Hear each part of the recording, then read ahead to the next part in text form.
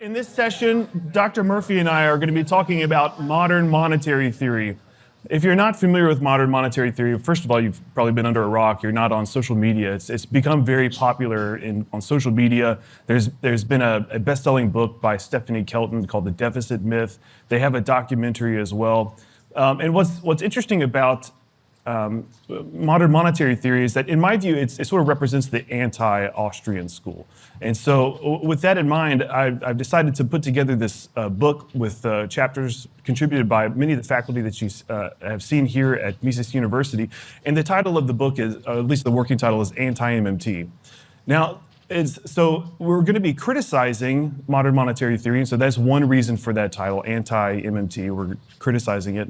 But also another reason is because I do think that the two schools are antis of each other, opposites of each other. So as you've seen this week, the way that the Austrians think about the economy and how the economy works is we start with the unhampered market economy. We start with individuals, their personal economy, they interact in markets. And then once we build those foundations and talk about how markets and prices, economic calculation, the division of labor work, then we can start to talk about how governments can intervene. What happens when there's some sort of violent incursion into the market? What happens when we impose taxes and price controls? Now, MMT, on the other hand, they start from the other direction. So they're truly the anti-Austrian school because they start with the government. So a lot of their theorizing starts with the existence and power and authority of the government, and then they work backwards from that. So what are the implications of the fact that the federal government can issue fiat money? They work backwards from there. So the two schools of thought they really do oppose each other.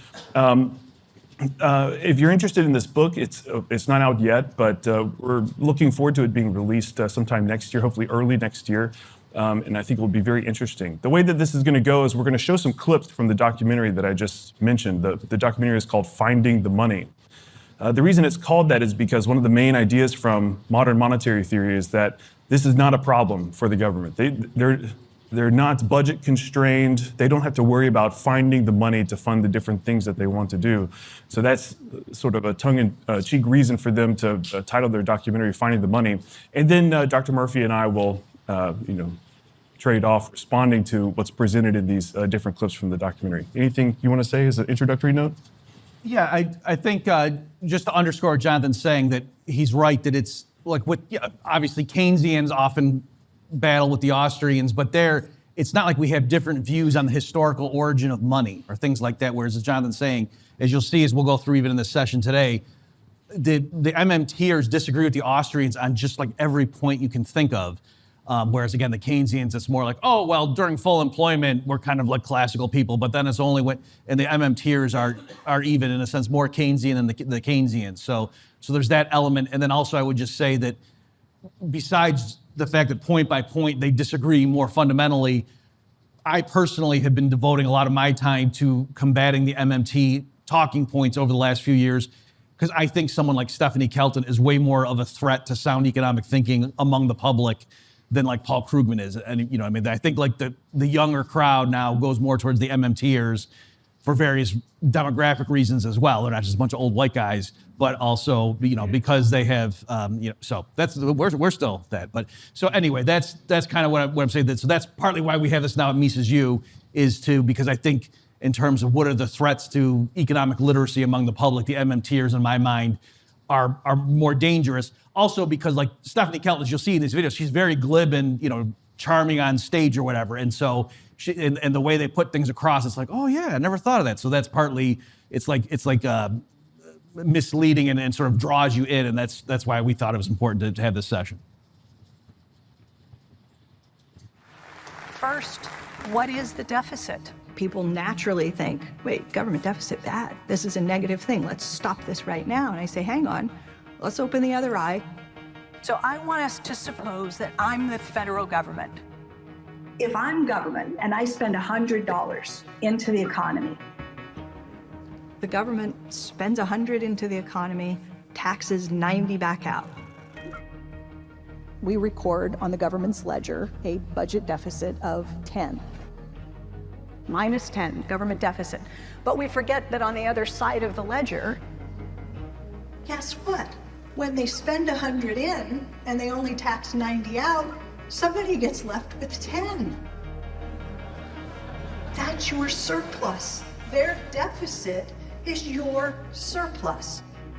Oh, right, you got your surplus from the government's deficit, and all of a sudden, they start realizing that they've been missing part of the story. That's when I show the sector balance graph to audiences.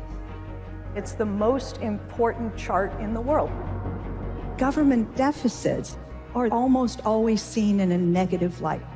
Nothing but a sea of worrying red ink. That's not how I look at it. Here's what I see. I see what's happening on the other side of the government's ledger. On the other side of the government's deficit is a non-government surplus. Their -10 is matched by a +10 on somebody else's balance sheet. So my red ink is your black ink. That graph is really the one that when I show it to audiences, it changes everything. So when you see a headline like this one, trillion-dollar deficits could be the new normal. This is meant to shock and frighten. But take a breath and read it this way. Watch the word deficit. Don't you feel better? Don't you feel better? Trillion-dollar surpluses to the private sector could be the new normal. Oh, all right. I'm down. All right. So obviously this is not a representative crowd. So you can see, I'm glad with your laughter that you're seeing that this is crazy, but you can see how the people are going, oh yeah. And she tells an anecdote. That's Stephanie Kelton, by the way. So she tells an anecdote in her book, The Deficit Myth, where she's in a room full of not just young students who are there because it was mandatory for their class to get through their Econ 201 or something, but there were finance people who are involved, policymakers and stuff, and involving treasury policy, stuff like that. And she does this experiment where she says, okay, show of hands, everybody in this room, if you could snap your fingers and get rid of the existing federal debt, would you do it? And a lot of people raise their hands. And then she says, okay, new question. If you could snap your fingers and all the treasury securities that are currently held by, retirement portfolio managers and other companies and things like this around the world, if you could just snap your fingers and get rid of all those treasury securities, would you do that? How many? And nobody raises their hand because they're oh, that would And then she goes, but those are the accounting flip side, the same thing, right? To get rid of the federal government's debt, you would get rid, and then everyone's like, oh, wow. Right, and so it superficially it does seem. So you notice that's not the same thing that a Paul Krugman would say, right? Because Krugman, understands enough that that's goofy if you think about it for 2 seconds. Okay, so let me just, and this is something when Jonathan mentioned the book that he's the editor on. My chapter really goes through this stuff. That's what my contribution to that particular book is. So here I'll just give you the 2 main talking points on it. So number one, when you understand, let me put it this way. What she's saying is not false, right? So I think the way, and this is the problem, people on social media sometimes when they're going to MMT, it's not Kelton kind of is above the fray, she'll just post stuff and she doesn't really grapple with people, but the MMT rank and file who go in and argue and like to pick fights with people, they really, I think sometimes Austrian types or whatever, even the Chicago School, regular free market fans, they make a strategic error is they come at that and just say, no, that's wrong. And then they get into trouble because there's certain accounting definitions you can use by which what those graphs that she put up there are correct, or you know what I mean? In other words, that wasn't just that she hit -1 and then flipped it and just charted it and changed the color to black. That's there are underlying sectoral balance tautologies in terms of financial accounting that makes those statements true. And so I think the way to approach it is to say when you realize what she's saying, it's what she's saying is very misleading, right? Because she's making it sound like the private sector can only get ahead, can only accumulate wealth if the federal government keeps running deficits, right? That's their increasing indebtedness is our increasing black ink. And she has other statements on Twitter and things that she makes where she literally just says that.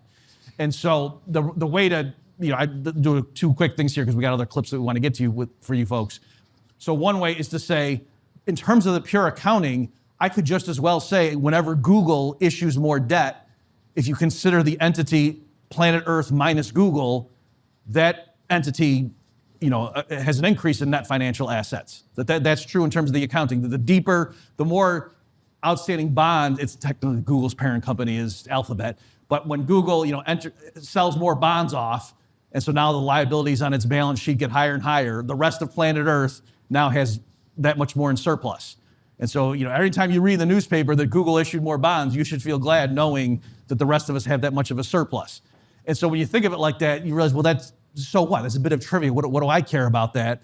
Particularly since, I might partly be an owner of Google and whatever, you know what I mean? So there's that element. But you might, but the thing is worse than that, right? In terms of what she's saying, because at least it would make sense for the rest of planet Earth if we had claims on Google and, we just draw a line around them. Like suppose Martians bought Google or something. And from now on, we just thought that they aren't us. We're being very tribal about it. And if we have a bunch of bonds that Google issued that's down the road, we get payments from them. And then now it's on them to make good on those. As a private company, and this, how does Google do it? Well, they have to make goods and services and turn a profit, and they have to generate net income to be able to pay us. So there's a sense in which, when you think economically through, like how are they going to fulfill this obligation to us? Yeah, that is kind of a good thing. That okay, that we hope they're going to go out and give us goods and services that we value more than the resources they spend, or they suck out of the system, as it were, in order to generate a surplus out of which they share some of that back with us, and that's how they. Okay. Whereas with the government, when you think about it, what does it mean to say, oh, yeah, they're $30 trillion in debt, but, we in the private sector are all holding $30 trillion in assets. So that's real. How are they going to pay us? They can tax it from us, they can roll the debt over, or they can print money. So you see, it's not that the federal government is going to go out and do a bunch of goods, services that we all value above their cost, and that's how they're going to pay us. So I'm saying it's not. At best, that's just a useless bit of trivia that you could apply to any entity and you'd see kind of the vacuous nature of her claim. But then when you say, oh, no, but it's not any old company, it's the federal government that we're talking about, that makes it even worse. Right? The analogy I'll use, and I'll turn over if Jonathan wants to chime in on this one, is imagine if somebody, you had an IOU from some guy, he owed you $1,000. And you could say, yep, that's a net asset to me, this IOU. But what if you knew the way he was going to pay you back was next Thursday, he was going to come up, stick a gun in your belly and say, give me $1,000. So you take it out, you give it to him, and they say, oh, hey, you know that IOU? Here you go. And then he paid you, right? So if you knew for sure on the front end that the way this guy was going to pay you back this IOU was by robbing you at gunpoint, you wouldn't consider that a net asset to yourself, right? And so I'm saying and here, I'm not just saying, oh, I don't like the government. I'm just saying in terms of the actual mechanics of it, like that is the way, and MMTers don't dispute that that's the way, the federal government, in their mind, they could say they could just print up dollar bills. But again, if you think just printing money, if the government just prints 30 trillion in currency, and that's how they pay us the 30 trillion in debt that's, people are holding in the private sector, as Austrians, we don't think that, oh, now we're $30 trillion richer, that would just make prices go up. Okay, so to me, that's the problem with this. So, but again, I think it's a mistake to attack that head on and just say, oh, no, that's wrong. It's more just like, that's incredibly misleading. You want to say anything?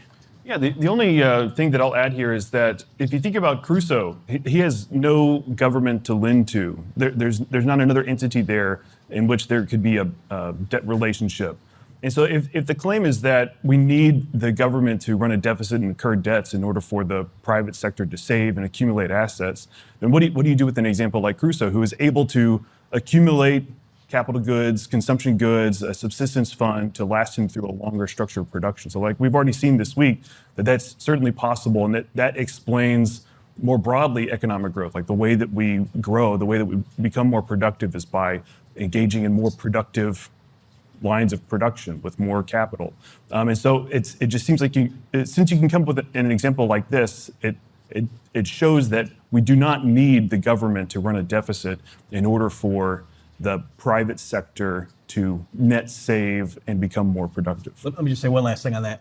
On that very point, so I make that all the time, right? When they come out with these claims, we're not setting up straw men. Like, again, it might not have been in that literal clip there explicitly, but Kelton and certainly like the subordinates in the MMT world do come out and say things like, in order for the private sector to engage in net financial saving, the government needs to run a deficit. They will flat out say that stuff.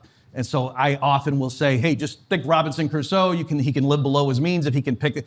And what they will invariably, some MMTer will inform me and say, LOL, Murphy, back to thinking the economy runs on coconuts. So I just want to say officially, I understand in the real world, the economy runs on more than coconuts. Okay, so we are aware of that. Again, it's a counterexample. So anyway, I'm just saying that's the level when you get down with the rank and file. But again, the point here is just, it should not come off as, oh, they're making a bunch of accounting claims that when you get into it are correct. And then if we just say, oh, you guys like inflation, then I think rhetorically, people who want to believe in MMT because they want a Green New Deal, they want universal health care, if Kelton's showing accounting tautologies and graphs and we're merely saying that, oh, come on, that's stupid, you can't just print money, then it looks like we actually don't have an answer. MMT goes, hang on, hold up. The question that we should all be asking of a currency issuing government is not how are we going to pay for it? We should replace that question with how are we going to resource it? Not the financial resources, but the real resources. How did we pay for World War II? World War II came right after the Great Depression. This was a time of desperation. Uncle Sam didn't take his hat off and go around to the population in the depths of the Depression, asking people to chip in just a little bit. This is when the economist John Maynard Keynes wrote that little book, and he called it How to Pay for the War. And just judging by the title of the book, you would think, oh, it's going to tell me where the government got all the money to pay for World War II. And it turns out it has nothing to do with that. It wasn't about how to pay for the war, where to get the money. It was about How are we going to spend all of this money to win the war? without causing inflation. That's what the whole book is about. So where did the money come from? The federal government has the authority to spend money into existence. The federal government is the only issuer of the currency.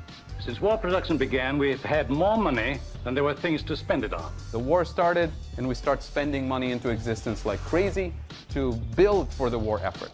The government was going to spend a lot of money, hire a lot of people. By the end of the war, they tell me that we Americans will have billions of dollars saved up. So if you want it, you'll be going out on a shopping spree and bidding up car prices and home prices. You'll be causing inflation. And the government was like, wait a minute, I don't want you trying to spend a lot of money at the same time.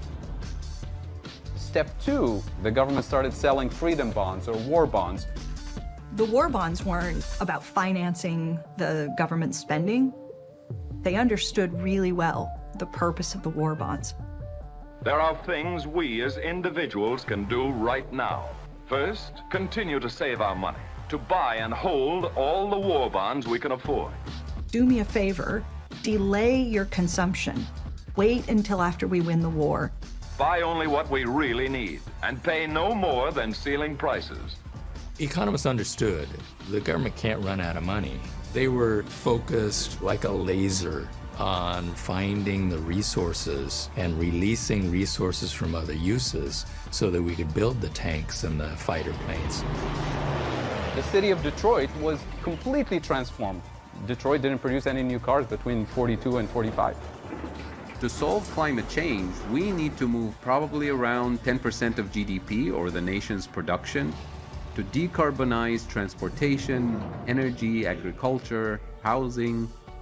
We've done this before. We had to move 50% of the nation's production to fight the war. We did it. So the experts tell us that we have less than a decade if we're going to avert the worst impacts of climate change. The clock is ticking. Do we have the resources to do what needs to be done? Finding the money is the easy part. That's the simplest part of this whole conversation. Where will the money come from? What matters is whether any proposed new spending carries heightened inflation risk. What doesn't matter is whether it adds to the deficit or whether it increases the size of the debt. Go ahead. Oh, I'll say one quick thing. So one thing that just struck me while I was watching that is there's sort of a contradiction there because they say that the government does not need taxes and borrowing. It doesn't need to issue this debt in order to fund its activities. But then like in the very next sentence, they'll talk about how if the government's going to do all this, it requires a lot of borrowing, the selling of these savings bonds, and increasing taxes. They just sort of change the the rationale. They say it's not so that the government has these dollars in its hand to be able to spend, but they say that we'll use these tools in order to extract purchasing power, extract the ability for people to go out and bid up the prices of goods and services. But it's still like a necessary part of their story. Yeah, let me just spend a minute here, just because I see we're okay on time, to make sure you understand what their argument is, and then you can kind of just think through and see the fallacies involved. So like Jonathan says, they hit on many of the same elements that like Rothbard or somebody would point out in Man, Economy, and State in terms of, hey, let me just say this too. The thing that bothers me about, or one of the things that bothers me about MMTers, I should do a movie, 10 Things I Hate About MMT. And one of the things is they're acting as if like, oh, you gold bugs, you people who, you don't understand how modern fiat money works, and don't you see? And it's like, no, Rothbard back in Man, Economy, and State, and he wasn't inventing this, knew full well that if the government spends money on something, there's three ways, they can, quote, finance it, that they can just explicitly tax people so it's clear the public is paying for the expenditure, right? If the government spends $100 billion building a bunch of tanks and bombers and things, if it just explicitly taxes the public, it's clear that, the people pay for those bombers, right? Into both financially and then in terms of real resources, right? It's crystal clear. People's after-tax paychecks are lower by a cumulative $100 billion, and so that's the sense in which the taxpayers are out $100 billion. That's how the government got the money, and that makes sense. Like, oh, where did all these bombers and tanks come from? Because the people, their private expenditures went down. Okay, fine. If they borrow the money, it's a little more complicated, but still, it's ultimately the people who lent the government the money. They couldn't use those funds until they get paid back, and so there's a sense in which they're directly paying for it. And then you can get more complicated and say future taxpayers are going to then at that point pay, the original people back. But in terms of the actual, like today, where are the real resources coming from? It's the people who lent the government the money now don't have that. And you can, look through and say, well, who are they not lending to in the private sector? That's called crowding out. You might have heard that phrase. All right, so there's that element. But then it's not as if Rothbard stopped there and said, and since gold is money, end of story, let me move on now to something else. No, he said the other route they have is historically, sometimes governments just print the money, or they debase the coinage if we're talking about ancient times, things like that. And so he says, is it now that they've tapped into this fount of new real resources, and that the bombers and tanks up here and the public didn't pay for it? Obviously, that's not what he says. He says, no, what happens in that case is that prices go up. So people who hold not just currency, but actually dollar-denominated assets pay for it, right? If you had you held bonds that were going to pay you $1,000 next year, and then price inflation's 18%, there's a sense in which they redistributed wealth from you, right? That you're getting paid back in weaker dollars than you thought. Okay, so either any of those three mechanisms, there's a sense in which the people pay for it, in the sense that the steel and the rubber and the man hours and so forth that went into the production of the tanks and the bombers, they had to come from somewhere. The private sector now doesn't have access to that, right? This is standard stuff. And yet the MMTers are acting as if, like, oh, if you think about it, the real constraint in World War II was not coming up with dollar bills, but the steel and resources that had to go, like, yeah, everybody has known that forever, right? That's not the issue. That's not an insight, and it's not advancing the discussion by them just continually pointing out that, well, no, the real issue, if we just print money and spend things and buy stuff from the government's point of view, is that eventually price inflation will go up. Like, that's what their insight is, not that we'll hit some wall where we just can't come up with more dollar bills. Don't you guys know the Fed has the legal authority to create dollar bills? Okay, so it's really maddening that that's, but again, they don't just merely say that. They supplement it with all sorts of accounting tautologies to give it this scientific aura of, oh, there's a lot more here than just what I just said. But that is really the full extent of the insight. All right. And so again, just to circle back, when I'm saying that they make the same points, but like in reverse order. So the way a conventional orthodox economist or even just financial person would explain it is, oh yeah, if the government's going to spend $100 billion on military stuff, they can explicitly tax the people, and that that's how they pay, or they can borrow it, and then or a third result is printing it. The way the MMTers do it, it's like, no, it's step one. Any government spending they view as they created $100 billion by their spending, and then the issue is, oh, if that's going to cause prices to go up unacceptably high, they have to come up with a way to suck some of that money out of the system. They could either just tax it, or they could, if that's too burdensome to the public just to have it taken away from them, they could spread out the taxation over time by issuing bonds, which if you think about it, sucks dollars out of the system too, right? Because you can't go to the mall and use a treasury to go buy stuff. Okay, so it's the same thing. It's just they kind of come at it from an opposite angle and end up thinking they're saying something revolutionary, where it's like, yeah, that's you could do it. You're kind of come up with the same answer. So when it all comes down to it, they admit that, right, it's not as if Portugal could have conquered the world in 1944 if only they had printed as much money as the Federal Reserve did, right? And that, the reason the U.S. had all the battleships and stuff is because our people were smart, like they were saying in those documentaries. They tell me that Portugal at the end of this war will have more dollars than right. It's not that they had the MMT insights. It's that the U.S. had a bigger productive base. That they had all the car factories in Detroit that could be converted over to crank out tanks and whatnot, and that's why the U.S. was able to produce so much military material and do so well on the battlefield in World War II, right? Again, that it's not as if Murray Rothbard would be shocked to hear that. Everybody knows that, right? That's throughout all of Mises and Rothbard when they talk about war finance.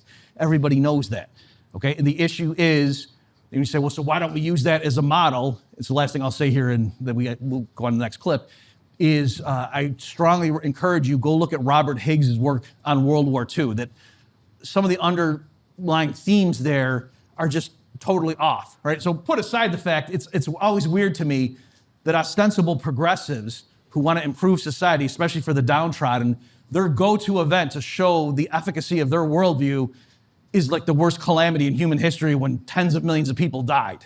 That's always, they're like, if you want to really see our ideas in action, go look at World War II. Huh? That's pretty good, right? It's impressive. And it's like, no, that's a catastrophe. And yet that's their go-to. But even on their own terms, as Higgs shows, it wasn't a success. Okay, so just for example, if you look at real private sector GDP, it was lower in like 1943 than in 1933. Okay, so in other words, that the amount of real resources that people, the home front got at the depths of World War II were worse, or was lower than at the depths of the Great Depression.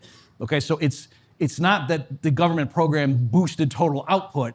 It's that the people, the home front had to sacrifice in a conversion, and the efficiency was not there. Like there was a lot of waste. So for the last example I'll give you is Higgs documented and showed. I don't remember the exact numbers off the top of my head, but it was the kind of thing where unemployment was really big before the U.S. went into World War II, officially, and then the ranks of the unemployed went down, but it wasn't even 1 for 1, right? In other words, it was like for every 2 million people they drafted, the ranks of the unemployed didn't go down as much, if you get what I'm saying. So it's not even that they just went out and grabbed unemployed people and put them on a ship and sent them over to fight. And then you could say, well, yeah, that's one way to reduce unemployment. It wasn't even that efficient, that they were sucking people out of the employed sector, the civilian employment. And so it was, if you get what I'm saying. So anyway, Higgs is just showing, even on their own terms, it was incredibly wasteful.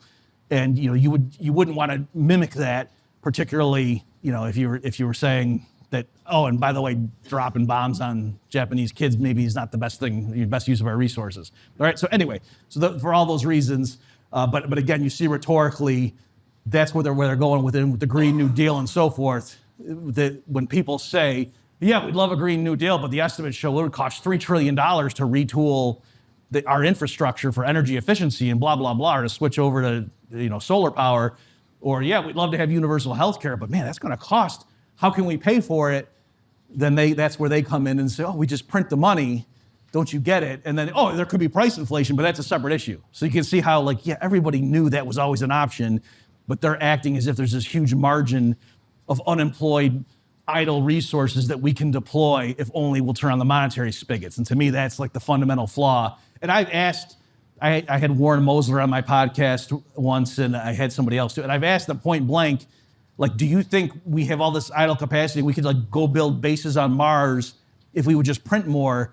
And their answer, they kind of bounce around. I haven't gotten a clear-cut answer in terms of how much excess do they think is just out there that could fund the Green New Deal and all this stuff? Because clearly that's where they think they could. They think it's just, obstinate people stuck in gold standard thinking that's preventing us from having all of this, all these goodies that we have the physical capacity to produce. Yeah, one more thing that I'll add here is earlier on, Bob mentioned how Rothbard understood some of these insights about the nature and limitations of, or the lack of limitations on government budgets and finance. And so in the introduction to the book, I pointed out a few areas of agreement between the Austrian School and modern monetary theory. And I found this quote from Rothbard, and I am convinced that most modern monetary theorists agree with this quote. He said, "Many right-wing opponents of public borrowing have greatly exaggerated the dangers of the public debt and have raised persistent alarms about imminent bankruptcy. It is obvious that the government cannot become insolvent like private individuals, for it can always obtain money by coercion." And this is after a passage where he's talking about fiat money creation and also taxation, while private citizens cannot. So Rothbard understood this, and this is why Austrians emphasize,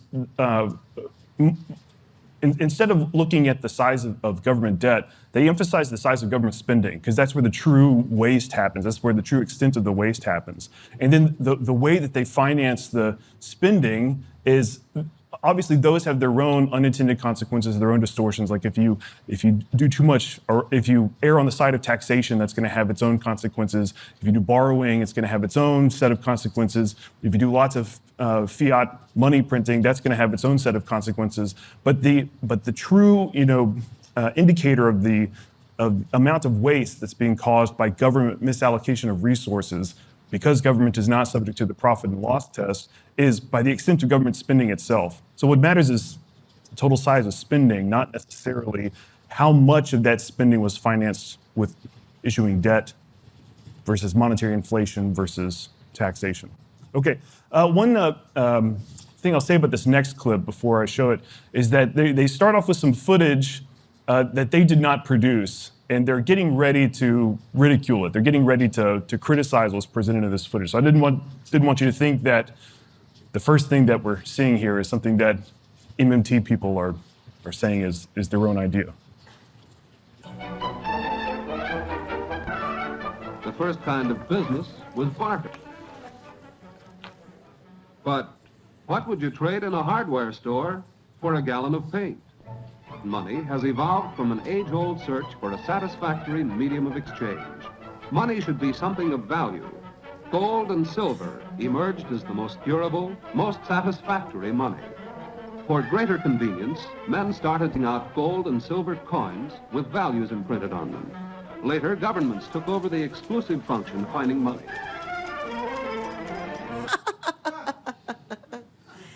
Everything is wrong with that story.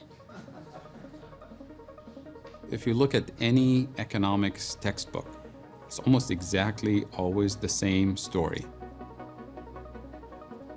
The barter story fits into the mainstream ideology.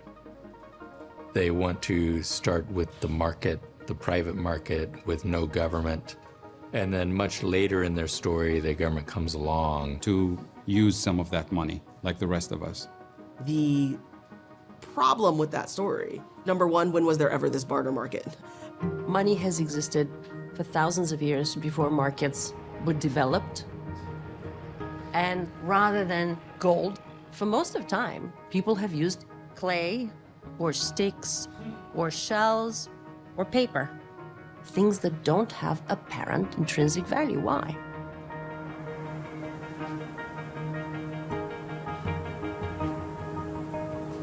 There are monies that you will not even see in physical form. If we take ancient Egypt, the deben never changed hands. It was simply a virtual record. And the reason is because money is not a physical object, it's a unit of measure. And it's a record of a social debt relationship. The earliest forms of money that we find are Mesopotamian clay tablets. It appears that in the very beginning, the authorities would impose taxes in kind, say 2 goats, or maybe 1 cow. You could think of money much the way we think of centimeters, inches, pounds. The development of a money unit of account is conceptually a bit more difficult because you can use it to value things that have apparently nothing in common. A bushel of wheat versus a goat. Ancient Mesopotamia had complex social organization, structure, production systems. And like every society, they had to keep track of things. The clay tablets were the counting records. They were like little ledgers. In fact, these are the earliest records of writing. So writing wasn't invented by poets, it was invented by accountants. To solve the problem of producing and distributing real resources, like bread, labor, livestock, beer. Money is not itself a real resource. Money is a tool invented by political authorities to organize and mobilize real resources. Okay, so the last time we gave this talk together, and I was commenting on this same clip, and I wasn't able to give specifics, but I was just sort of like speculating about. I'm not really sure that this the historical record really would confirm that. It seems like we have evidence of people using gold and silver going back into antiquity. And so since then, we started working on this book, and I decided that my contribution to the book, the chapter that I would add, would be on the origins of money. And so I did a deep dive on this particular historical case study of ancient Mesopotamia.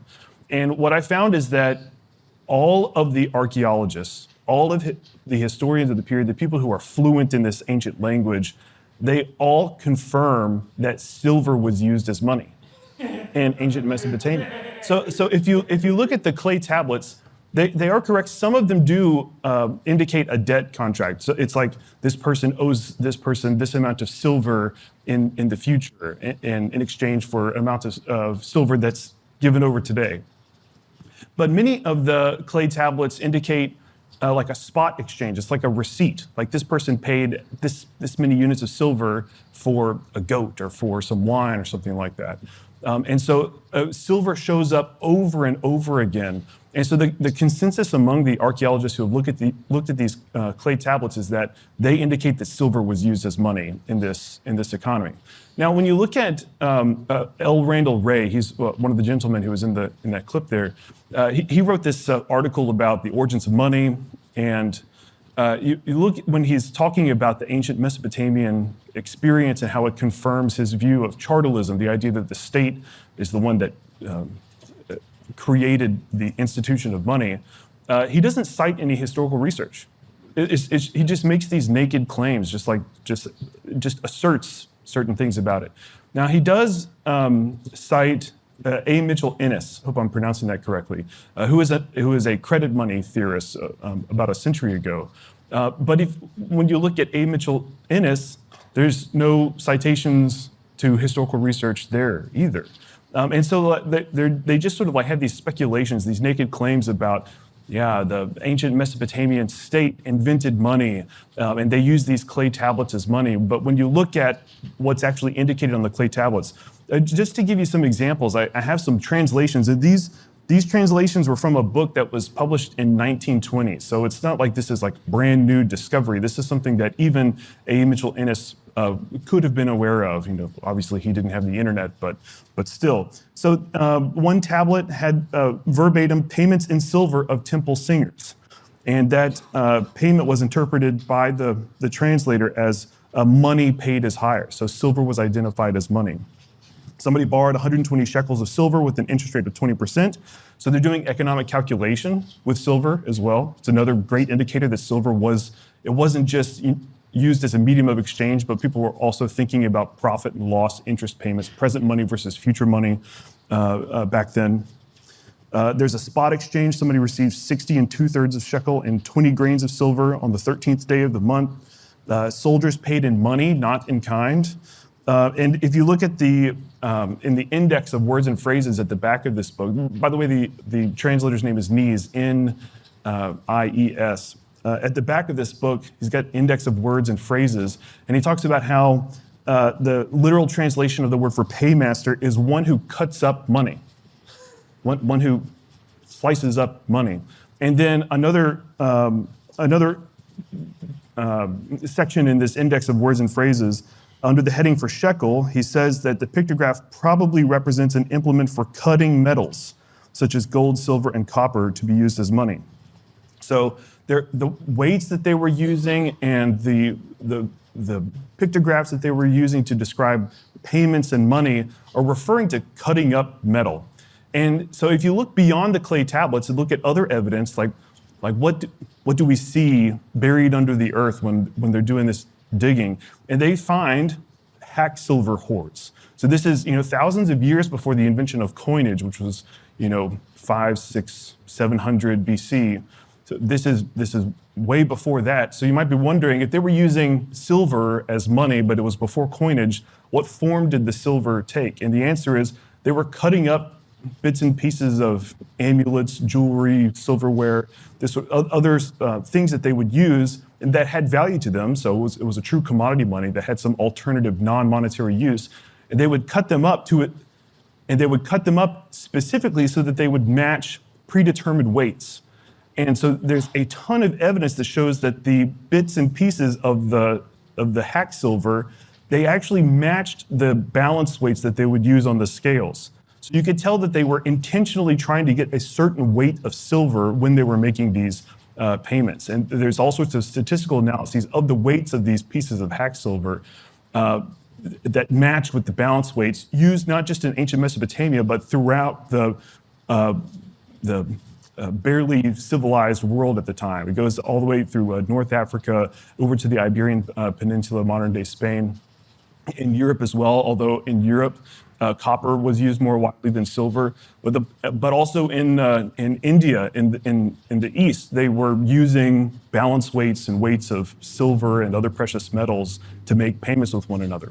One other piece of evidence that's highlighted in the archaeological literature is that somebody found counterfeit pieces of hack silver, and the specific form that it took, they called it a chocolate bar ingot. And so if you're familiar with like a Hershey's chocolate bar, you can break off the little pieces, or a Kit Kat, you can break off the little pieces. And so they had these ingots of silver that had a little section where it was narrower, so it was easy to snap off. And so you could tell that they designed these sections so that they would approximate the weights to make their payments. So like instead of a wallet full of cash, they would carry around this big chocolate bar ingot and they would snap it off. And they found counterfeit versions of this. Counterfeit versions of the chocolate bar, where inside of the big portion of the piece that would be snapped off, there was copper or some other baser metal on the inside, and it was wrapped around with silver.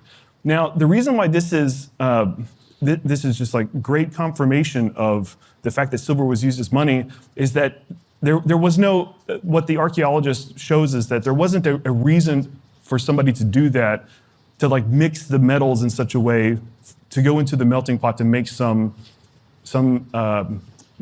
piece of furniture, decoration, jewelry that was based on a mixture of silver and copper. But it was very intentionally, the silver was on the outside and copper was on the inside, and that way they could pass this snapped off piece as a big chunk of silver when in fact it had copper on the inside. And that the archaeologists considered this great confirmation of the idea that people were using silver back then. Anything you want to add? Yeah, as he leaves me 38 seconds. So on this stuff, if you want to see more, again, his article, I've just seen the draft of it and it was great. There's a taste of that. If you Google, Robert Murphy, Origin of the Species, so SPECIE. I didn't come up with that title. It's very clever. It's like Origin of the Species. But anyway, that I went through. This guy, David Graeber, is somebody the MMTers love.